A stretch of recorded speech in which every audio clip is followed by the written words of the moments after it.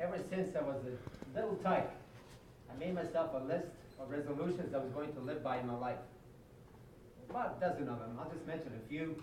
One of them was, do not work at a job or a career that you do not enjoy. Pretty straightforward, simple. I'll just mention one other one. I was never going to have a comb over. Eventually, a comb over. Eventually, I knew that someday I might lose hair, as is happening now. But I knew I wasn't going to have a comb over, which means grow your hair out, a foot out, flop it over the bald head, and then pretend nobody notices. But let me go back. I digress. Let's talk about the job situation. I have had many, many occupations in my life. Why? Because I looked at the 40 years ahead of me, and I realized that I had a couple of options. Some people opted to work 40 years in the same career, some in the same company, get a gold watch, retire, and then hopefully go and enjoy life. But statistics were against them. Let me explain. Statistically, 1/3 of the people die way before retirement. 1/3 of the people die just after retirement. That leaves only 1/3 of the people to hopefully enjoy life. But what have they done, most of them? They have eaten junk food and meat all their life, and now they're too weak and sickly to go enjoy anything. So I decided, enjoy life first of all. Play for 40 years. My training was in psychology and religion, and I worked in those fields for a couple of years. I worked at Fort Logan Mental Health Hospital in Denver, Colorado, the biggest nut house in the state of Colorado. For a while, it was enjoyable, but eventually I started getting into trouble with the supervisors because of purple fingerprints. Let me explain. What had happened was that when the big, violent people got really nasty, the nurses would ask me for protection. So I had to tackle these big burly guys, fold them down on the floor, hold them in their prescribed position, sometimes for hours until they calmed down. Where the problem happened is the next day when they were being examined, they had my purple fingerprints on their wrists from the day before. So I said, forget that. Started looking for another job. Saw an ad in the paper that said, wanted, a few good men.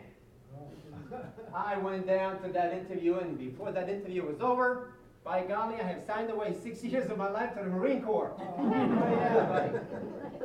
But I have learned 2 very useful civilian skills from the Marine Corps. How to kill people and destroy things. Oh yeah. Having had many, many occupations, I went through a few interviews, of course.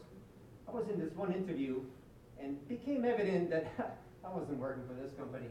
But the guy was talking like I was already hired. I was really excited. And I was thinking, how do I even back out of this thing?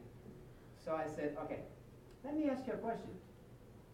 If I was driving at the speed of light, and I turn on my headlights, what would happen?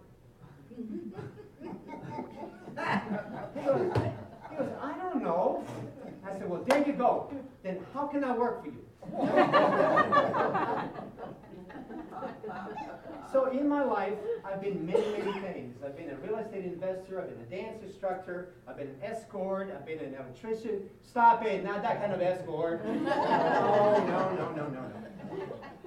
Let me explain. What had happened one time, there was a huge wedding. A big Jewish family was having a huge wedding, and this young lady was invited to that wedding with the rest of the family. The only problem was she was a lesbian that has not yet come out of the closet. Her family did not know. So she had to show up at the wedding with something of a boyfriend. That's where I come in.